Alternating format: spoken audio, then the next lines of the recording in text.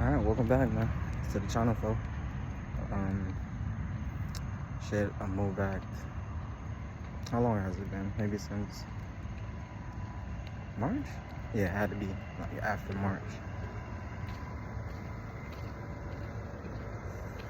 Just get back in the city, man. What do you know to talk about, to be honest, bro? But we're gonna start with anything. I don't know, coming back. Chilled at my brother's house for maybe like a week or so. And shit, honestly, it's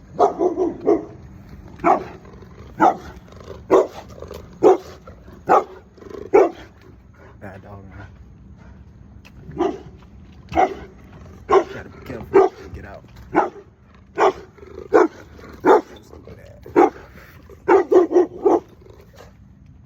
I'm a bit, maybe a pit bull, not too crazy. I think it's a smart investment to like grab a dog for your crib if you want it to be secure. And they really want what's inside the kid dog. I think so. But so moved back to Miami, like maybe April, March, and ended up sleeping on my brother's couch for a while. Then like moved back in with my parents, basically, like my family home.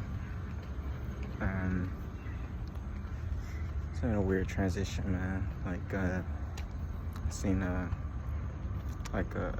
Instagram post earlier when it was like they're asking people like they were asking women and men like when do you think a man should move out of his parents' home? And the ages started maybe like 20, 21, and then went up to like the farthest for women was like 26, and then dudes like 7 out of 10 of they was like, shit, I'm back, yeah, man, shit. I'm like, damn, that's crazy. That's crazy. But my experience, I guess, like moving out since like 17 and just going state to state and just trying out life. It was a hell. One of the running jokes on it was like, it was the dude put, we had a hell of a run, and I thought that was hilarious, as it was, man. It was a hell of a run. But I think I'm gonna just stay home while I have the blessing of like not paying bills, just work on myself and my hobbies mostly. Like really got back into roller skating. Started playing my piano more since I'm back. It's like empty streets. Or if you ever wanted to see what Miami looks like, I guess the parts where I'm from. No big buildings, no, except churches. Churches are pretty big. There's one coming up that you can see. Or like old folks homes. Actually, yeah, I think that's an old folks home. A pretty large building. Yeah, man, like basically starting from zero. But what's really zero? Like your zero is compared to anybody else's. It's pretty like cool. This is a cool design for a house. It's like looks like slabs. It's a really nice gate. I'm thinking about putting a gate on my house. I was gonna do wood. I don't even know how you occurred like that. It's really cool. Starting from zero, man. Like, damn. You would think, okay, all right, game plan, lock in, you know, start something, do something. So what I was doing, like, we have a food truck. It's not, we could take it places, but we don't really, we just have it at the house right now. Open that up. I'm not really a chef, man. I really I want to make waffles. I want to make man, first of all, thank you for watching if you watched, because you care or you just wanted to hear or anything like that. I'm gonna try to post more since content is king, apparently. So we're just taking a nice stroll. Show you, like, I'm on my way back to like my house, but I'll give you a little overview. Nothing too crazy. I used to watch my clothes too. Man, like, tell you a funny thing. I hate washing clothes with my dad does. One day it was like me and my ex, and we were there for like 12 hours. Like, literally, have you ever been in a wash house for 12 hours? Like, I literally clocked it. Like, we got there at 9 a.m., left at like 6 p.m., bro. Okay. But what is it? Starting from zero, starting from scratch, like, literally nothing to your name. Maybe a bunch of, like, items, electronics. I buy a lot of electronics, which now I think I'm gonna have to pawn a little bit. I have like 2 MacBooks and PlayStation I can get rid of, but I don't think I'm gonna get rid of the MacBook. I love that one.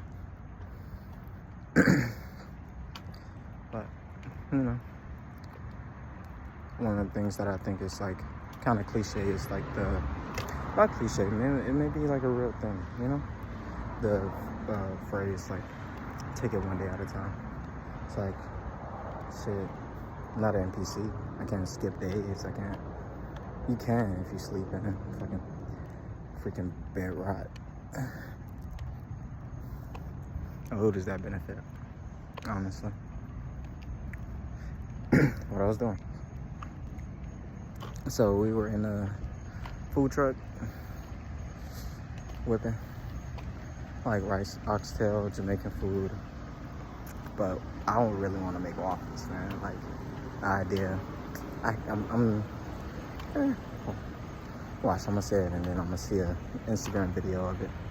I want to do BBL waffles, like waffles shaped like butts, or like whipped cream on them and stuff like that. Little sprinkles, frosted flakes, like making liners and whatnot. Because people like freaky stuff. Maybe I'm just freaky. And we're gonna do the sizes on them. It was gonna be BBL, a Donkadonk, and Slim Fit, and maybe Little Boobies, like for kids. It's such a weird sentence, ain't it? I don't think it should be said. Like, for somebody who doesn't want like a huge waffle. But man, I'm a big breakfast person, so that's what I wanted to make. But I ended up like, I was just sitting on the porch one day. There was like this dude on a bicycle, had a bunch of mangoes. That's what I love about Florida. Like, that's Miami parts. Like, you have mango trees everywhere. And literally speak of the existence. I'm walking right under one. Right? Crazy. But he was riding a bike. He had like a crate on the front, and it was full. And he had like a pair of pants, which was also full. And this is a mango tree. They're pretty small ones. They're like, I think, I can't even remember what you call them. Peach mangoes? Yeah, I think so. So the dude was riding, and he had like a crap ton of mangoes. And I was like, man, I always wanted to do a fruit stand. So I ended up like buying all the mangoes from him and chopping them up. And I had like some plastic bowls and like plastic containers. I put it in there, sat in front of the house like with a sign, and had some of those, you know, doing things, trying things out. I made like $8 the first day, and mostly because people bought like the raw mango, like the mango itself, like not my chopped up stuff in the bowl. Why is it so like shiny on my face? Cool. I don't know what that glare is. I made like $8, and it's like, you know, but it's a start or whatever. I ended up went to this really like cool smoke shop, and it was like right like kind of like back where my brother stays, like in the area or whatever. And asked them, could I work there? And it was like cool. It's like my brother's in Ghana, Africa, like traveling and stuff. So when he gets back, you know, you could just hit him up, talk to him. So for a couple of days now, maybe 2. It's only been 2.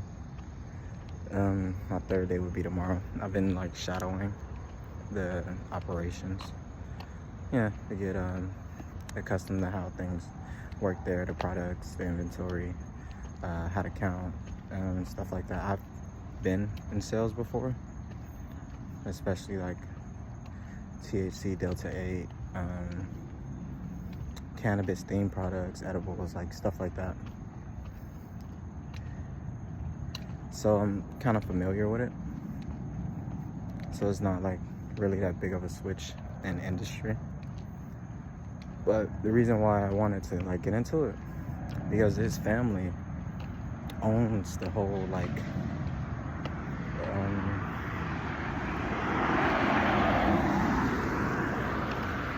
let me take you through the property. But his family owns like the corner of the smoke shop. Like the whole corner. It's like a mechanic shop behind it, and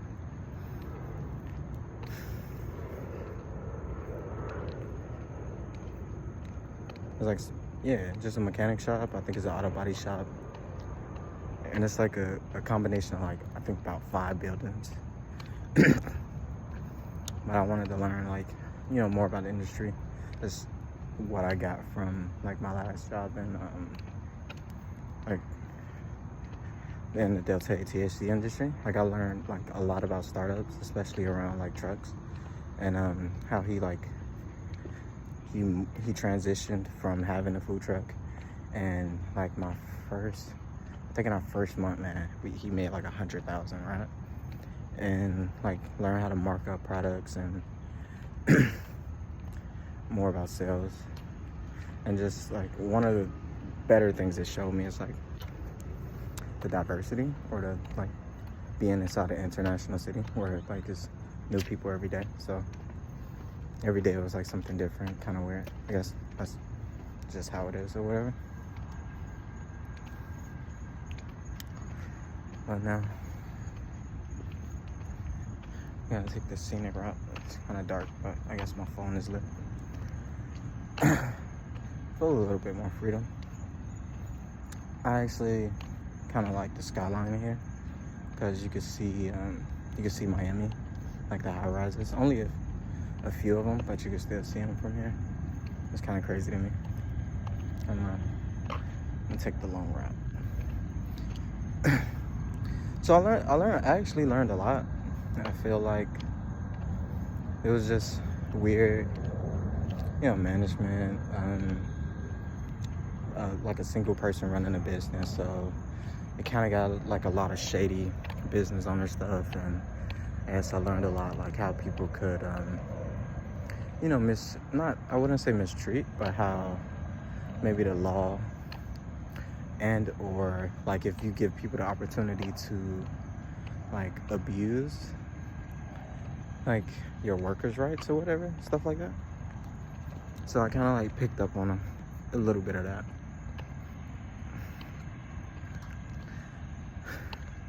I'm gonna show you guys. I don't know if you can see it, but those are the high rises of Miami. Can I see it? I can barely see it. At least on the screen. I don't know if you guys can. Plane coming in through like big fog and clouds. I don't know how I'm gonna cut up this video, but I wanted to make it at least long enough to be viewed. We're walking by some late night tweakers. Oh, black hat. Good luck. Nice.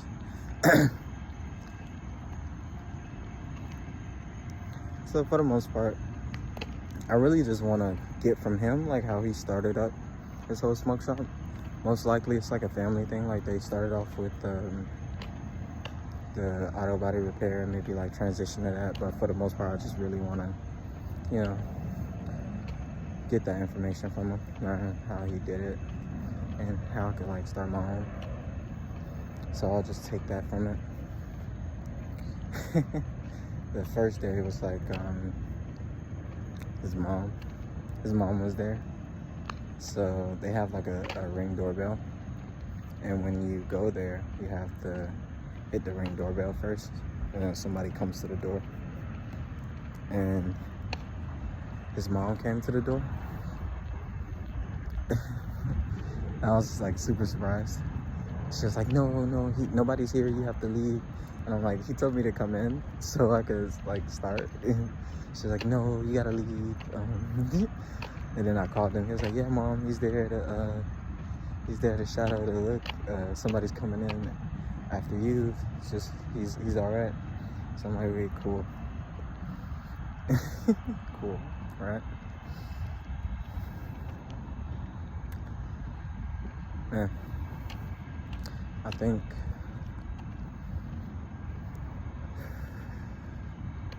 like one of those deep breaths that you need throughout the day. I was just tell you what's sitting on my mind. Like when I think about the past and the things that you had and how life goes in cycles. Let's see, get my braids in. You know, like life goes in cycles. It's like this heavy feeling of like regret. And the deeper meaning of at least my regret is the lack of like wherewithal or knowledge or just empowerment within yourself to try to understand the situation that you're in or the privileges that you have in that moment. But then as a person, like my character, right, is to not get like bogged down with the past, because I like try to live in the now and try to understand like this moment now that I have, that I get to wake up, I get to breathe. See that? There was I was gonna say fire ambulance. I think I say ambulance wrong. My sister used to say fiddle-waiter. I think she still kind of does. I say street. Apparently I say it wrong. Ambulance? Ambulance? I don't know. Don't shoot me out for it. Oh man. So you kind of just hold yourself to like an anchor. And it makes you feel like maybe this isn't,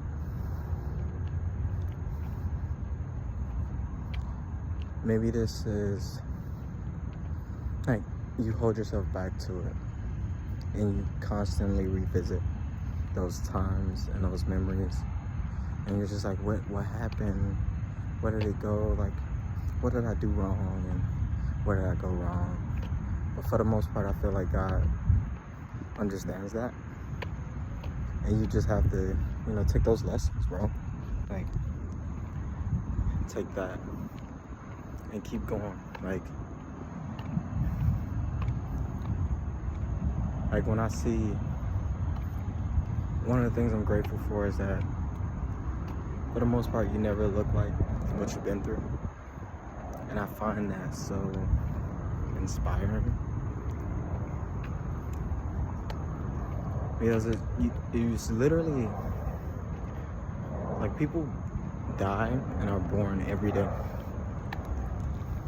and for the most part you live your life like worrying about what others may think of you or how a situation went, or like just reminiscing. But for the most part, man, we live and we die, and you barely, or maybe even, have 100 years on this earth. So all the things you lay up at night like worrying about, it's irrelevant at the end of the day, because the people that even see you now or know you now, unless you want to leave like a lasting mark, an impact on the world, are gonna forget you. You're gonna, like all the embarrassing things you did in elementary school, You pissed yourself in 2nd grade. And I didn't do that, but just random analogy. Pissed yourself in 2nd grade and you lived through your 12 years of high school being the piss boy. It's like, you're not gonna know them people. They're not gonna remember you. It's not gonna be, oh, back in my day, we had this one little kid who pissed himself and, you know, Tommy never got over it. And, yeah, he ended up burning down 3 apartments. Like, no, Tommy didn't do that. I don't think Tommy did. Hopefully he did.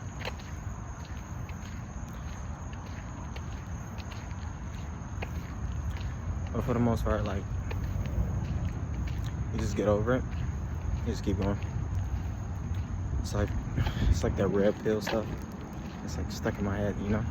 And it's not bad. Like hypermasculinity and or just self-determination, just coursing through your veins at every moment, like laying awake at night, like how am I gonna retire my parents? And I don't find that like being a bad thing, because it shows you have like at least drive and belief in yourself. But it's a lot for one person if you are that type of person. So back to what I've just been doing recently, like I taught myself how to swim, or at least how to float. After 25 years of life of being like scared of the ocean and water and stuff. It's like a water park, it's a pool. And I don't know, that day I just like laying in that water and having that moment of like silence, because the water like blocks your ears off.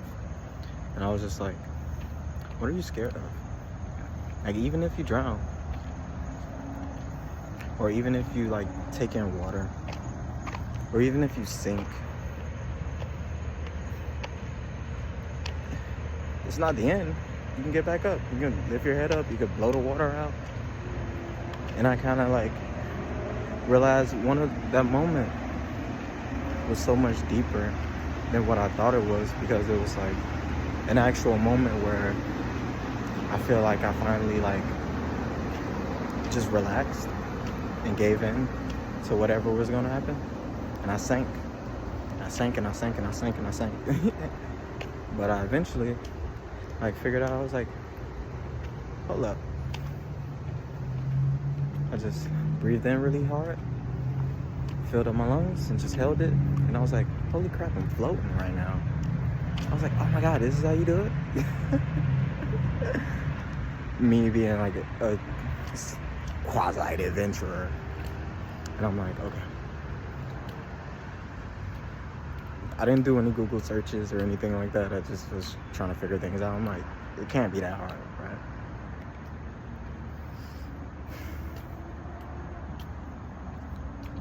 Yeah, man, like, just rolling with the punches. You're gonna see me in a better place. I'm gonna see me in a better place. And it's not that I'm in a bad place or anything. It's just a part of life. I wonder what they're doing. Does that like clean the water? Do they like recycle it?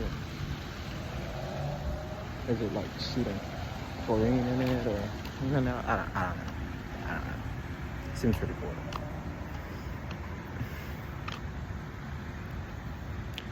Yeah, if you got anything, it's definitely that one day at a time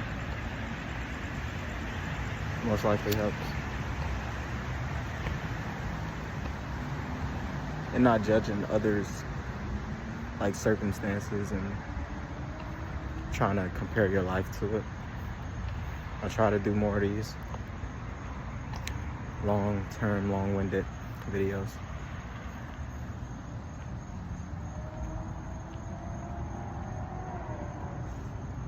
Because I wonder if it'll actually give me a break or something. Maybe I'll figure it out. Maybe I need to be more animated or add a little theatrics to it. Now we're back.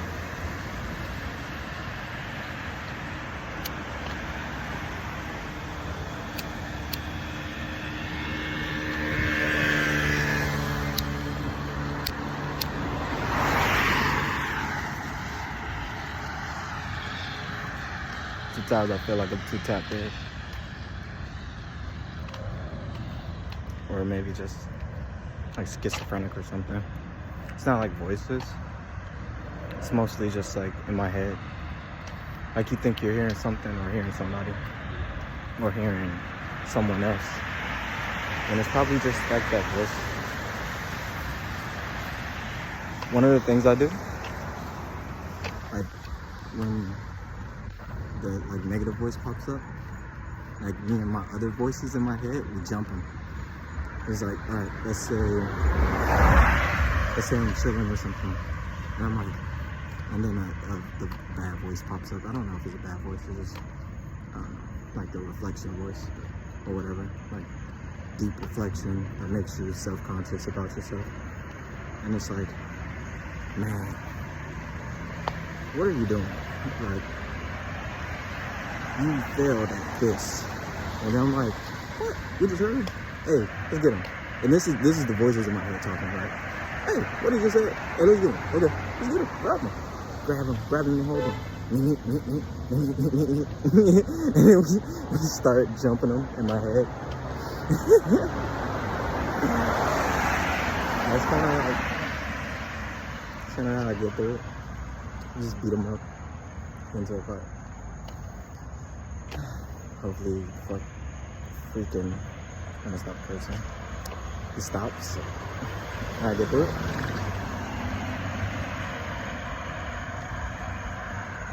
So maybe you could use that as like a tip. Like if you ever get that inner voice that starts being like super self-conscious about something, just jump him. Jump him with your other identities, you know? Knock him out. Knock him out cold. Grab him and hold him. You know what I mean? Grab him and hold him. Maybe actually starting writing skits or whatever. Trying it out. I did a little bit of it. TikTok, internet.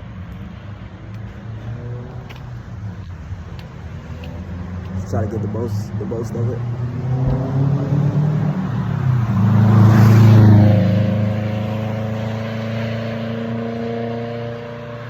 Watching the Metro rally.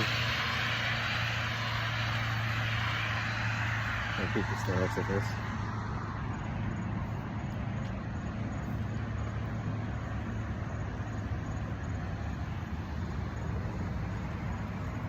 Yeah. Like that saying, find out what makes you happy. Random tidbit. I had this conversation with this dude from I think he was from America, but he lived in Peru, or one of the South American countries.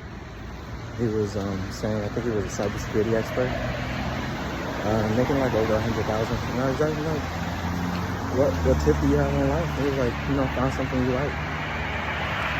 Well, I asked him, what did he do with, his earlier years? I was like, man, I wish I, didn't chase money. I chased, my happiness. It was like the happiness will come, the money will come. But, man, when you see, degradation and homelessness and, disease and stuff like that, you gotta try to, it's hard to be human, you know what I mean? You try to block it out or be mindless or soulless or heartless to it, or don't open your heart to it. One of the greatest quotes I think I got from Ragnarok when Kratos realized what made him a god was his power to just he just murders, he just goes in, takes what he wants, follow my command, follow my demands. But with his son, he told him to close his heart to it. But as the game progressed and Atreus got older, he realized that he was going to create another him if he kept his heart closed. So he told Atreus to open his heart to it and, feel the pain. And that was a critical moment of character development. And it really felt it always felt random tidbit, something that sits in my brain. Living or dying, right? When you're born or when you're dead, all you know is the things around you or creation. But the only thing that actually roots you to it is the things that you learn. So like history, the people before you, your parents and stuff, and you know what they did or what they overcame or what they built. And you're like, okay, I'm a human having this experience, and everything around me is real in the sense of what real is.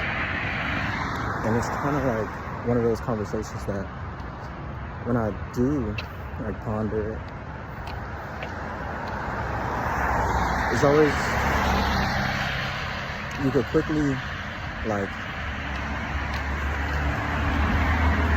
you like hopping into this like sociopathic like train of thought where it's like, I guess if you haven't grown or learned to love self or learn to see like the God within you and others, you think like nobody matters or whatever. But I guess one of the things that hit me with that, it was a picture of like Miami's interstate. It was filled with traffic, and it was like the caption was, "These are not NPCs. These are mothers and fathers and people who have like families to get back to." And critical moment, lightning strikes, and I'm like, holy crap! Like there are individuals, humans, people on this planet who don't consider life maybe precious and or like valuable in any term, any way you could think about it. And to them, other people are like NPCs, like non-playable characters. Like they exist, but they're not real. And I was like, man, you could commit so much evil if that's how you view people. And there's some people that view people as like cattle, or one of my things is like, my money is in everybody else's pockets. I just gotta find a way to get it. So, it's one of those things. Hopefully the audio of the cars passing isn't too bad. This is me wrapping up this video. I'll call it like a life in a day. A day in a life? A life in a day. A life in a day is crazy. I think that's what I'm gonna do. But again, if you made it this far, thank you for watching, tuning in, dropping comments about anything else we could talk about or have discourse on. And thank you. And we're going through this thing called life together. So you're never in it by yourself. Peace.